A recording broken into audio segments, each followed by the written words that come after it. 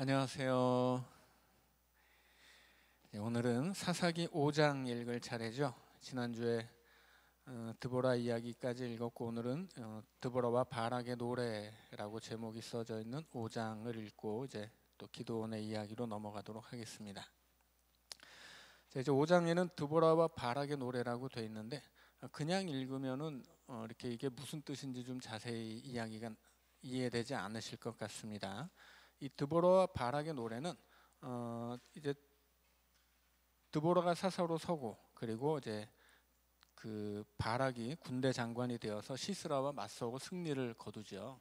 이 사건을 좀 더 다른 각도에서 좀 자세히 설명하는 내용들이 들어 있습니다. 자, 그래서 좀 내용을 좀 따로따로 내용을 좀 파악하면서 몇 절부터 몇 절까지는 어떤 내용이고 뭐 이런 것들을 좀 구별해서 말씀을 드리면서 읽어가도록 하겠습니다. 자, 일단 5장의 2절부터 5절까지는 이제 하나님이 이 전쟁이 필요한 이스라엘에 하나님이 등장하시는 내용입니다. 자, 읽어보죠. 5장 1절입니다. 이날에 드보라와 아비노함의 아들 바락이 노래하여 이르되 이스라엘의 영솔자들이 영솔하였고 백성이 즐거이 헌신하였으니 여호와를 찬송하라. 너희 왕들아 들으라. 통치자들아 귀를 기울이라. 나 곧 내가 여호와를 노래할 것이요 이스라엘의 하나님 여호와를 찬송하리로다. 여호와여, 주께서 세일에서부터 나오시고 에돔 들에서부터 진행하실 때 땅이 진동하고 하늘이 물을 내리고 구름도 물을 내렸나이다. 산들이 여호와 앞에서 진동하니 저 신의 산도 이스라엘의 하나님 여호와 앞에서 진동하였도다. 자, 2절에 보면 이스라엘의 영솔자들이 영솔하고 백성이 즐거이 헌신했다, 그렇게 이야기하죠. 이제 하나님이 이스라엘을 위해 이제 나서셨는데 하나님만 나선 게 아니라 그 하나님이 나서셨을 때 하나님 앞에 헌신하는 하나님의 백성들이 있었다는 이야기예요. 자, 이게 왜 중요하냐면 뒤편에서 이스라엘의 12지파 중에 이 전쟁에 참여하지 않은 지파들이 나오거든요. 그래서 앞에 하나님이 나오실 때 하나님이 이스라엘 백성을 위해서 이제 나서시는데 그때 하나님 앞에 즐거이 헌신한 하나님의 백성들이 있었습니다. 그러나 전쟁의 승리는 하나님이 만드신 거예요. 왜냐하면 4절에서 하나님이 나타나실 때 하늘이 물을 내리고 구름도 물을 내렸다, 그렇게 이야기하죠. 이 시스라가 지난 시간에 시스라의 그 철병거 900승과 함께하는 군대가 기손강, 이미 그 건기에 강이 아니라 길이 돼버린 기손강이 진을 치고 있다는 이야기를 했죠. 그때 비가 내려서 그 길이 된 강에 포진하고 있었던 그 900승의 철병거가 무용지물이 됐다는 이야기를 했습니다. 파리가 자, 그래서 이 전쟁의 승리는 하나님이 해결하시는데 그 방법이 비를 이용해서 이제 전쟁의 승리를 가져온 거죠. 자, 6절, 7절은 그때 하나님이 나서시기 전까지 이제 이스라엘의 상황을 이야기합니다. 6절입니다. 아나세 아들 삼갈의 날에 또는 야엘의 날에는 대로가 비었고 길의 행인들은 오솔길로 다녔도다. 자, 감히 대로로 다니지 못할 아주 큰 괴로움 속에서 살고 있었다라고 하는 이야기입니다. 7절입니다. 이스라엘에는 마을 사람들이 그쳤으니 나 드보라가 일어나 이스라엘의 어머니가 되기까지 그쳤도다.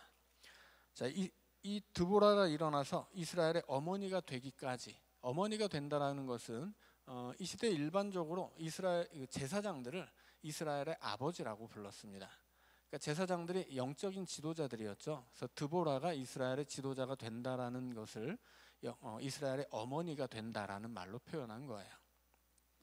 그렇게 드보라가 이스라엘의 사사로 일어서기까지 이제 그렇게 이스라엘 안에서는 사람들이 대로로 다닐 수도 없는 그런 시절이 있었다라고 하는 이야기죠. 자, 8절입니다. 8절부터 11절까지는 다시 하나님을 찬양하는 이야기예요. 무리가 새 신들을 택하였으므로 그때 전쟁이 성문에 이르렀으나 이스라엘의 4만 명 중에 방패와 창이 보였던가. 내 마음이 이스라엘의 방백을 사모함은 그들이 백성 중에서 즐거이 헌신하였음이니 여호와를 찬송하라. 흰 나귀를 탄 자들, 양탄 자에 앉은 자들, 길에 행하는 자들아 전파할지어다. 활 쏘는 자들의 소리로부터 멀리 떨어진 물 깃는 곳에서도 여호와의 공의로우신 일을 전하라. 이스라엘에서 마을 사람들을 위한 의로우신 이를 노래하라. 그때 여호와의 백성이 성문에 내려갔도다. 자, 활 쏘는 자들의 소리로부터 멀리 떨어진 물 깃는 곳. 무슨 얘기냐면 활 쏘는 자들의 소리가 들리는 곳은 어디예요? 사냥하는 곳이죠. 자, 들에서 사냥하는 사람들이 있고 또 마을에서 물 깃는 곳은 그 마을 우물을 이야기하는 거예요. 그 옛날에 이 시대 그 고대 근동에는 우물이 있어야 마을이 형성될 수 있었겠죠. 그래서 마을마다 우물이 있는데 그 우물은 아낙네들이 모여서 이렇게 두런두런 그 세상 사는 얘기를 나누던 뭐 그 마을에 뭐라고 해야 될까요? 그 마을 사람들이 모여서 소식을 나누는 그런 곳이었어요. 그래서 뭐 들에 나가서 사냥을 하는 남자들이든 아니면 그 마을의 우물에서 물 깃는 여인들이든 그렇게 하나님의 행하신 일을 전파하라, 그런 이야기입니다. 자, 12절입니다. 자, 깰지어다 드보라여, 깰지어다 너는 노래할지어다. 일어날지어다 바락이여, 아비노함의 아들이여, 내가 사로잡은 자를 끌고 갈지어다. 자, 12절은 드보라와 바락을 향해서 너희들 이제 일어나라, 우리 민족을 위해서 싸워달라, 그런 이야기죠. 그래서 바락에게 네가 사로잡은 자를 끌고 갈지어다 라고 하는 것은 전쟁에 이겨서 포로를 끌고 가도록 그렇게 전쟁의 승리를 기원하는 이야기입니다. 자, 13절부터 18절까지는 전쟁에 참여한 지파들과 전쟁에서 빠진 지파들의 이야기예요. 자, 전쟁에서 빠진 지파들은 특별히 15절부터 17절까지 나와 있어요. 자, 13절부터 18절까지 이제 어떤 지파가 전쟁에 참여했고 어떤 지파가 참여하지 않았는지 보도록 하겠습니다. 13절입니다. 그때 남은 귀인과 백성이 내려왔고 여호와께서 나를 위하여 용사를 치시려고 내려오셨도다. 에브라임에게서 나온 자들은 아말렉의 뿌리 박힌 자들이요, 베냐민은 백성들 중에서 너를 따르는 자들이요, 마길에게서는 명령하는 자들이 내려왔고 스불론에게서는 대장군의 지팡이를 잡은 자들이 내려왔도다. 이사갈의 방백들이 드보라와 함께하니 이사갈과 같이 바락도 그의 뒤를 따라 골짜기로 달려 내려가니 르우벤 시냇가에서 큰 결심이 있었도다. 내가 양의 우리 가운데 앉아서 목자의 피리 부는 소리를 들으면 어찌 됨이냐. 르우벤 시냇가에서 큰 결심이 있었도다. 길르앗은 요단강 저쪽에 거주하며 단은 배에 머무름이 어찌 됨이냐. 아셀은 해변에 앉으며 자기 항만에 거주하도다. 스불론은 죽음을 무릅쓰고 목숨을 아끼지 아니한 백성이요, 납달리도 들의 높은 곳에서 그러하도다. 자, 이제 15절에 보면 르우벤 시냇가에서 큰 결심이 있었다고 하죠. 두 번이나 반복되고 그 사이에 네가 양의 우리 가운데 앉아서 목자의 피리 부는 소리를 들으면 어찌 됨이냐. 네가 지금 양 치고 있을 때냐, 그런 얘기죠. 르우벤 지파는 안 싸우고 자기들 양이나 치고 있었다는 이야기예요. 자, 17절로 가면 길르앗 지파는 요단강 저쪽에 거주하고 있고 단 지파는 배에 머물러 있고 아셀은 해변에 앉아서 자기 항만에 거주하고 있다, 그렇게 이야기하죠. 자, 그러니까 지금 몇몇 지파는 전쟁이 벌어졌고 하나님이 나서셨는데 그 뒤를 따라서 전쟁에 참여하지 않았다는 이야기예요. 자, 뒤로 가면 이 전쟁에 참여하지 않은 지파들을 저주하는 이야기가 나옵니다. 자, 19절부터는 이 무깃도에서 이루어졌던 이 이스라엘과 이 시스라 군대가 전투하는 이야기가 나옵니다. 자, 19절입니다. 왕들이 와서 싸울 때 가나안 왕들이 무깃도 물가 다한악에서 싸웠으나 은을 탈취하지 못하였도다.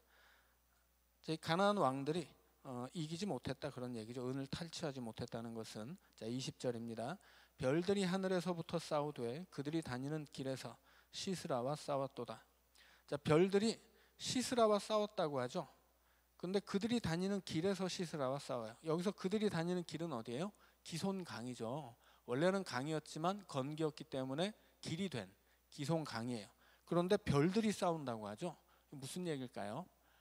여기서 별들은 이 고대 근동의 신화에서는 별들이 폭우를 관장한다고 이야기를 합니다. 그래서 이것은 그 시대 그 동네에 퍼져 있었던 이야기를 차용해서 한 이야기예요. 앞에서는 분명히 이제 하나님이 내려오실 때 물을 끌고 와서 하늘이 비를 내리고 구름도 비를 내린다, 그런 이야기를 하죠.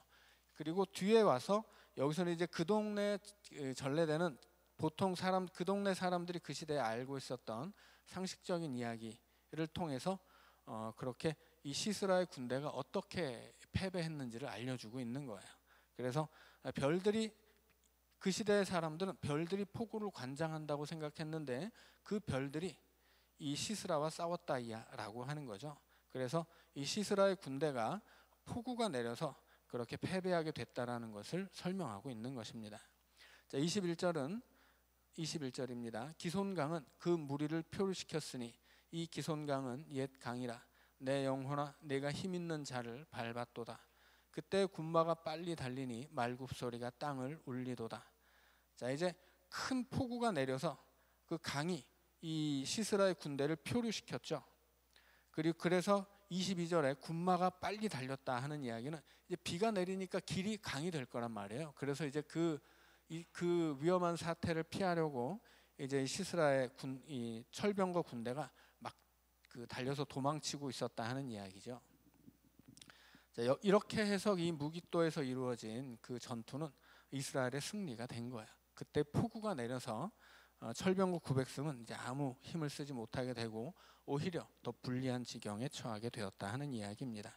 자, 23절부터 30절까지는 이 전쟁 뒤에 이제 상과 벌에 관한 이야기입니다. 전쟁에서 피했던 지파들은 저주를 받고, 그리고 이제 이 전쟁에서 적장을 죽였던 야엘은 축복을 받고, 그리고 이제 시스라의 어머니 이야기가 나옵니다. 자, 23절부터 읽죠. 여호와의 사자의 말씀에 메로스를 저주하라. 너희가 거듭거듭 그 주민들을 저주할 것은 그들이 와서 여호와를 돕지 아니하며 여호와를 도와 용사를 치지 아니함이니라 하시도다. 여기서 메로스가 어딘지는 정확히 모르죠.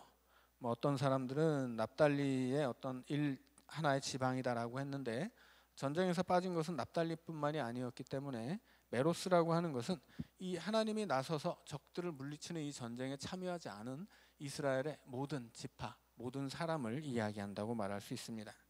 그래서 하나님의 백성이지만 하나님의 뒤를 따라 전쟁에 참여하지 않은 사람들, 그들은 저주를 받을 것이다, 이렇게 이야기하는 거죠. 자, 24절부터 27절까지는 시스라를 죽인 야엘을 축복하는 내용입니다. 24절입니다. 겐 사람 헤벨의 아내 야엘은 다른 여인들보다 복을 받을 것이니 장막에 있는 여인들보다 더욱 복을 받을 것이로다. 시스라가 물을 구하매 우유를 주되 곧 엉긴 우유를 귀한 그릇에 담아 주었고, 손으로 장막 말뚝을 잡으며 오른손에 일꾼들의 방망이를 들고 시스라를 쳐서 그 머리를 뚫되 곧 그의 관자놀이를 꿰뚫었도다. 그가 그의 발 앞에 구부러지고 엎드러지고 쓰러졌고 그의 발 앞에 구부러져 엎드러져서 그 구부러진 곳에 엎드러져 죽었도다. 자, 28절부터는 시스라의 어머니 이야기를 해요. 시스라가 죽었는데 갑자기 시스라의 어머니가 왜 나오냐면 이것은 시적인 상상력이라고 생각하시면 되겠습니다. 그래서 시스라가 죽었는데 그 시스라를 기다리던 어머니 얘기를 하는 거예요. 그래서 시스라의 어머니가 왜 이렇게 우리 아들 군대가 돌아오는 게 늦는가, 이런 이야기를 하죠. 그러면서 이제 설마 노량물을 얻지 못하였으랴, 이런 이야기를 합니다. 자, 한번 28절부터 시스라의 어머니 이야기를 보죠. 시스라의 어머니가 창문을 통하여 바라보며 창살을 통하여 부르짖기를 그의 병거가 어찌하여 더디 오는가, 그의 병사들의 걸음이 어찌하여 늦어지는가 하매, 그의 지혜로운 시녀들이 대답하였겠고 그도 스스로 대답하기를 그들이 어찌 노량물을 얻지 못하였으랴, 그것을 나누지 못하였으랴, 사람마다 한두 처녀를 얻었으리로다. 시스라는 채색 옷을 노략하였으리니 그것은 수놓은 채색 옷이리로다. 곧 양쪽에 수놓은 채색 옷이리니 노략한 자의 목에 꾸미리로다 하였으리라. 자, 시스라의 어머니가 우리 아들 왜 이렇게 늦게 오지 하는 이야기를 하죠. 그렇지만 곧 희망을 가지고 어떻게 노량물을 얻지 못하였을 리가 있느냐. 우리 아들의 군대가 저마다 사람마다 한두 처녀를 얻었으리로다. 만약에 이스라엘이 전쟁에서 패배했다면 그렇게 됐겠죠. 그 병사들마다 처녀들을 한두 명씩 잡아다가 자기들 거로 삼았을 거라는 이야기예요. 그러니까 이 시스라의 어머니는 굉장히 지금 자기 아들을 걱정하는 어머니이지만 탐욕으로 가득 차 있죠. 우리 아들 군대가 이겨서 저 이스라엘의 처녀들을 다 잡아오기를 지금 바라고 있는 거예요. 자, 이 시스라의 어머니 반대편에 서 있는 사람이 누구예요? 이스라엘의 어머니 드보라죠. 자, 그래서 이 드보라와 바락의 노래는 이스라엘의 어머니 역할을 하는 드보라와 지금 패배해서 어처구니 없는 상상을 하는 시스라의 어머니를 이제 비교해주고 있는 겁니다. 그리고 31절이 결론이에요. 여호와여, 주의 원수들은 다 이와 같이 망하게 하시고 주를 사랑하는 자들은 해가 힘있게 도둠 같게 하시옵소서 하니라. 그 땅이 40년 동안 평온하였더라. 자, 주의 원수들은 누구입니까?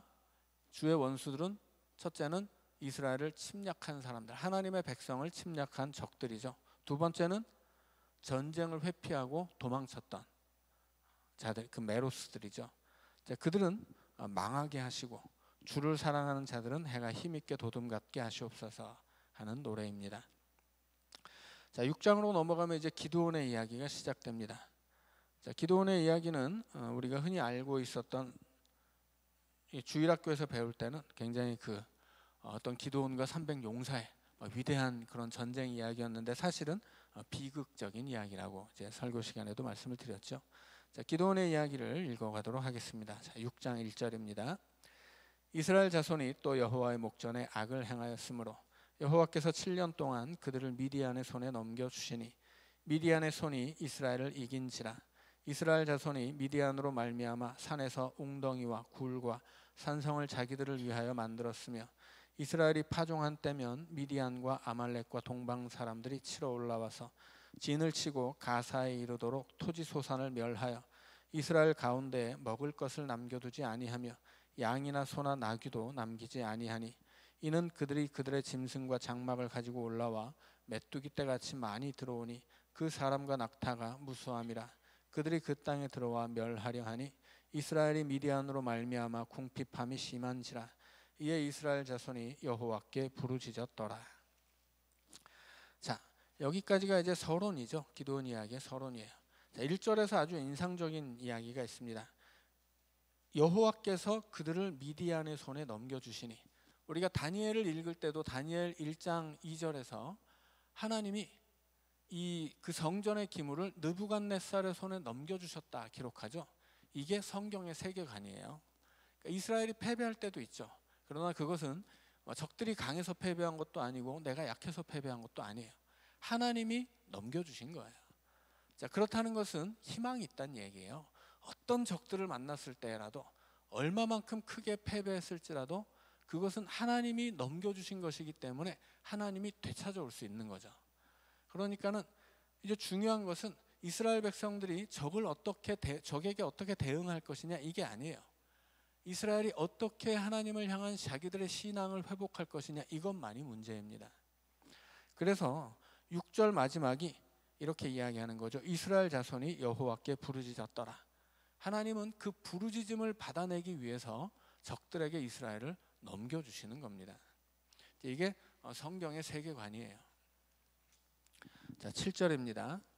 이스라엘 자손이 미디안으로 말미암아 여호와께 부르짖었으므로 여호와께서 이스라엘 자손에게 한 선지자를 보내시니 그가 그들에게 이르되 여호와께서 이같이 말씀하시기를 이스라엘의 하나님 내가 너희를 애굽에서 인도하여 내며 너희를 그 종되었던 집에서 나오게 하여 애굽 사람의 손과 너희를 학대하는 모든 자의 손에서 너희를 건져내고 그들을 너희 앞에서 쫓아내고 그 땅을 너희에게 주었으며 내가 또 너희에게 이르기를 나는 너희의 하나님 여호와이니 너희가 거주하는 아모리 사람의 땅의 신들을 두려워하지 말라 하였으나 너희가 내 목소리를 듣지 아니하였느니라 하셨다 하니라.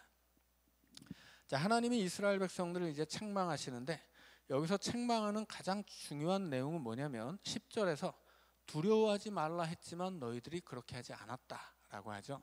그러니까 기드온 이야기에서 그 중심적인 주제는 두려움이에요. 그러니까 하나님이 기드온을 세우실 때도 기드온이 끝까지 버리지 못했던 게 뭐냐면 두려움이거든요. 그래서 이 기드온의 이야기가 앞으로 이 두려움을 중심으로 계속 이어질 것이라고 하는 게 이제 10절에서 나와 있는 겁니다. 자, 11절입니다. 여호와의 사자가 아비에살 사람 요아스에게 속한 오브라에 이르러 상수리나무 아래에 앉으니라. 마침 요아스의 아들 기드온이 미디안 사람에게 알리지 아니하려 하여 밀을 포도주 틀에서 타작하더니 여호와의 사자가 기드온에게 나타나 이르되 큰 용사여 여호와께서 너와 함께 계시도다 하매 기드온이 그에게 대답하되 오 나의 주여 여호와께서 우리와 함께 계시면 어찌하여 이 모든 일이 우리에게 일어났나이까. 또 우리 조상들이 일찍이 우리에게 이르기를 여호와께서 우리를 애굽에서 올라오게 하신 것이 아니냐 한 그 모든 이적이 어디 있나이까. 이제 여호와께서 우리를 버리사 미디안의 손에 우리를 넘겨주셨나이다 하니 여호와께서 그를 향하여 이르시되 너는 가서 이 너의 힘으로 이스라엘을 미디안의 손에서 구원하라. 내가 너를 보낸 것이 아니냐 하시니라. 그러나 기드온이 그에게 대답하되 오 주여 내가 무엇으로 이스라엘을 구원하리이까. 보소서 나의 집은 므낫세 중에 극히 약하고 나는 내 아버지 집에서 가장 작은 자니이다 하니 여호와께서 그에게 이르시되 내가 반드시 너와 함께 하리니 내가 미디안 사람 치기를 한 사람을 치듯 하리라 하시니라. 기드온이 그에게 대답하되 만일 내가 주께 은혜를 얻었사오면 나와 말씀하신 이가 주 되시는 표징을 내게 보이소서. 내가 예물을 가지고 다시 주께로 와서 그것을 주 앞에 드리기까지 이곳을 떠나지 마시기를 원하나이다 하니 그가 이르되 내가 너 돌아올 때까지 머무르리라 하니라. 하나님의 사자가 나타나는데 누구에게 나타나냐면 11절에 보면 요아스 사람에게 속한 오브라에 이르릅니다. 아비에셀 사람 요아스에게 속했다라고 하는 것은 오브라라는 그 동네에서 요아스가 그 동네를 다스리고 있는 권세를 가진 사람이라는 뜻입니다. 그런데 그가 누구예요? 바로 기드온의 아버지죠. 그러니까 기드온이 살아가고 있는 오브라라고 하는 동네에서 상당한 그 권력가 집안의 아들이었다는 뜻이에요. 자, 그럼에도 불구하고 그가 미디안 사람을 두려워해서 숨어서 밀을 포도주 틀에 타작하고 있죠. 자, 이제 나중에 가면 이 겁쟁이 기드온이 밀을 포도주 틀에서 타작하다가 그 포도주 틀에서 적의 장군을 타작하는 이야기가 나오죠. 자, 그래서 미디안이 두려워서 숨어서 포도주 틀에서 밀을 타작하던 사람이 이제 하나님이 그를 사용하시니까 그 포도주 틀에서 적의 장군을 이제 처형하는 이야기로 이제 진행이 됩니다. 자, 그런데 하나님이 나타나서 큰 용사여라고 부르죠. 여호와께서 너와 함께 계시도다 그랬는데 12절에 13절에서 기드온은 여호와께서 우리와 함께 계시면 어찌하여 이 모든 일이 우리에게 일어났나이까 이야기하죠. 부정하는 거예요. 그러니까 기드온은 하나님이 우리와 함께 있다는 말을 믿지 않는 거죠. 기드온이 어리석어서 그랬을까요? 그렇지 않죠. 기드온은 어쩔 수 없는 거예요. 왜냐하면 기드온의 아버지가 뒤에서 보면 그 집에 바알과 아세라의 산당이 있거든요. 기드온의 아버지가 우상 숭배자였어요. 그리고 그 집안이 그 마을에서 우상 숭배의 중심에 있는 집안이었습니다. 그래서 그 기드온의 집에 이 바알과 아세라의 산당이 있었거든요. 그러니까 기드온은 그런 집에서 자랐기 때문에 우상 숭배하는 집에서 자랐기 때문에 당연히 하나님이 우리와 함께 있었다 하는 이야기를 믿지 않는 거예요. 그러니까 이것은 어떻게 보면 기드온의 잘못이 아니라 그 아버지의 잘못인 거죠. 그 아버지가 우상 숭배하는데 어떻게 그 자녀가 하나님을 알겠어요. 자, 그래서 하나님 우리와 함께 있지 않습니다. 그렇게 이야기하는 거죠. 자, 그러나 하나님이 내가 너의 힘으로 이스라엘을 구원하라 이야기하고 내가 너와 함께 있겠다 약속을 하죠. 자, 19절입니다. 기드온이 가서 염소 새끼 하나를 준비하고 가루 한 에바로 무교병을 만들고 고기를 소쿠리에 담고 국을 양푼에 담아 상수리나무 아래 그에게로 가져다가 드리매 하나님의 사자가 그에게 이르되 고기와 무교병을 가져다가 이 바위 위에 놓고 국을 부으라 하니 기드온이 그대로 하니라. 여호와의 사자가 손에 잡은 지팡이 끝을 내밀어 고기와 무교병에 대니 불이 바위에서 나와 고기와 무교병을 살랐고 여호와의 사자는 떠나서 보이지 아니한지라. 기드온이 그가 여호와의 사자인 줄을 알고 이르되 슬프도소이다 주 여호와여 내가 여호와의 사자를 대면하여 보았나이다 하니 여호와께서 그에게 이르시되 너는 안심하라 두려워하지 말라 죽지 아니하리라 하시니라. 기드온이 겁장이라고 말씀드렸죠. 미디안이 겁나서 숨어서 밀을 포도주 틀에 타작하던 사람이에요. 원래 밀은 이렇게 때려서 타작해야 되는데 포도주 틀은 뭐예요? 밟아서 타작하는 거죠. 그래서 소리 없이 타작하려고 포도주 틀에서 타작을 했다는 겁니다. 그만큼 두려웠다는 거죠. 그런데 이 미디안만 두려워하는 게 아니라 하나님의 사자를 또 두려워해요. 그래서 하나님의 사자에게 음식을 대접했는데 바위에서 불이 나와서 살리는 걸 보고 야이쿠 내가 하나님의 사자를 봤으니 이제 죽겠구나 하고 두려워하죠. 그래서 21절에 보면 분명히 여호와의 사자는 떠나서 보이지 않았는데 이 기드온이 너무 겁을 먹고 내가 죽었구나 생각하니까 또 하나님이 또 나타난 거예요. 그래서 또 나타나서 야 안심해라 두려워하지 말라 너 안 죽어 그렇게 이제 이야기하는 거죠. 자 그래서 이제 기드온이 거기에 제단을 쌓고 여호와 샬롬이라고 합니다. 자, 여기서 이제 처음으로 샬롬이라는 말이 나와요. 여호와 샬롬은 이제 성경 안에서 여기 처음 등장하는 말이에요. 그런데 여호와 샬롬이라고 하는 말은 이제 하나님이 주시는 평화를 이야기하는 것인데 이 평화를 위해서 우리가 어떤 일을 해야 되는지가 이제 25절 다음부터 이제 기록되어 있습니다. 자, 25절입니다. 그날 밤에 여호와께서 기드온에게 이르시되 내 아버지에게 있는 숫소 곧 7년 된 둘째 숫소를 끌어오고 내 아버지에게 있는 바알의 제단을 헐며 그 곁에 아세라 상을 찍고 또 이 산성 꼭대기에 내 하나님 여호와를 위하여 규례대로 한 제단을 쌓고 그 둘째 숫소를 잡아 내가 찍은 아세라 나무로 번제를 드릴지니라 하시니라. 이에 기드온이 종 10사람을 데리고 여호와께서 그에게 말씀하신 대로 행하되 그의 아버지의 가문과 그 성읍 사람들을 두려워하므로 이 일을 감히 낮에 행하지 못하고 밤에 행하니라. 하나님이 이제 명령하시죠. 무슨 명령을 하냐면 니네 아버지 집에 바알과 아세라 섬기는 제단이 있는데 그거 부셔버려라. 그리고 그걸 부시고 그 부서서 나오는 그 나무를 가져다가 산 꼭대기로 가져가서 하나님 앞에 번제를 드려라. 그리고 그때 7년 된 둘째 숫소를 끌어다가 바쳐라 하는 거죠. 자, 왜 산 꼭대기로 가라고 할까요? 니네 집에 있는 우상숭배 제단을 헐어버리고 온 동네 사람들이 다 보도록 하나님을 섬기는 제사를 드리라 하는 거예요. 자, 그런데 그렇게 못하죠. 그 성읍 27절에 보니까 성읍 사람들을 두려워했기 때문이에요. 자, 그래서 계속 두려움 이야기가 나오죠. 처음에 미디안 사람을 두려워하고 그 다음에 하나님 사자를 두려워하고 또 그 다음에는 마을 사람들을 두려워해요. 그래서 하나님의 말씀대로 행하긴 하지만 밤에 해요. 하나님은 온 동네 사람이 다 볼 수 있도록 산 꼭대기에서 번제를 드리려 했는데 산 꼭대기에서 번제를 드리긴 하지만 마을 사람들이 무서워서 한밤중에 했다. 그렇게 하죠. 그러니까 지금 기드온은 하나님도 두렵고 사람도 두려운 거예요. 그래서 지금 왔다 갔다 하는 거죠. 둘 다 두려우니까 하나님 말씀을 거역할 수도 없고 마을 사람들이 두려우니까 대낮에 할 수도 없고 자, 그래서 이 기드온은 그 두려움 때문에 갈팡질팡하고 있는 거죠. 이 두려움 때문에 갈팡질팡하는 모습이 계속해서 이제 기드온의 모습으로 나오고 있는 겁니다. 자, 28절입니다. 그 성읍 사람들이 아침에 일찍 일어나 본즉 바알의 제단이 파괴되었으며 그 곁에 아세라가 찍혔고 새로 쌓은 제단 위에 그 둘째 숫소를 드렸는지라.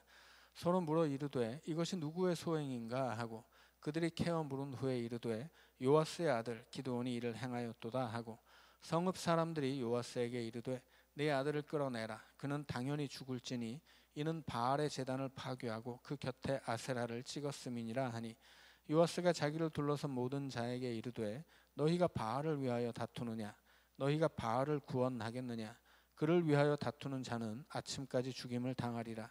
바알이 과연 신일진데 그의 제단을 파괴하였은즉 그가 자신을 위해 다툴 것이니라 하니라. 그날의 기드온을 여룻바알이라 불렀으니 이는 그가 바알의 제단을 파괴하였으므로 바알이 그와 더불어 다툴 것이라 함이었더라. 자, 이제 기드온이 걱정하고 무서워했던 대로 그 마을 사람들이 기드온을 죽이겠다고 나선 거예요. 그런데 이제 그 아버지 요아스가 그 마을을 지배하고 있는 사람이죠. 그래서 자기 아들을 뭐 죽이도록 놔둘 수는 없으니까 야, 바알의 제단을 부쉈으면 바알이 어떻게 하겠지? 왜 니네가 나서냐? 바알이 신이라면 바알이 싸울 테니 바알이 그 제단 부순 사람 죽일 테니까 냅둬라. 어떻게 되나 보자. 뭐 이렇게 구슬른 거죠. 그래서 기드온이 여룻바알이라는 이름을 얻습니다. 이것은 바알과 싸운다는 뜻이죠. 이제 하나님이 왜 미디안을 들어서 이스라엘 쳐요? 바알을 숭배했기 때문이죠. 그런데 기드온이 겁먹고 이 한밤중에 그 제단을 한밤중에 부수기는 했지만 여튼 하나님의 말씀을 따른 거예요. 그 결과 어떻게 됐냐면 이제 바알과 싸우는 자가 됐어요. 싫든 좋든 이제 기드온은 사사로 나설 수밖에 없었다라고 하는 거죠. 그가 정말 막 용기 100배에서 그걸 부순 게 아니었음에도 불구하고 그는 어쩔 수 없이 이제 바알과 싸우는 용사로 내몰렸다 하는 이야기예요. 그러니까 이제 기드온이 앞으로 이제 그 바알과도 싸우고 그 우상의 세력인 미디안의 군대와도 싸울 텐데 그것이 이제 본인이 적극적으로 나서서 이제 싸우게 된 것은 아니지만 그 싸움을 짊어지게 되었다라고 하는 거죠. 그리고 아직도 이 기드온의 마음에는 두려움이 있어서 하나님과 마을 사람들 앞에서 혹은 미디안이라는 적들 앞에서 그 두려움 때문에 갈팡질팡하는 모습을 그 마음을 가지고 있습니다. 여기까지 읽고 이제 3분 쉬었다가 이제 33절부터 또 읽어가도록 하겠습니다.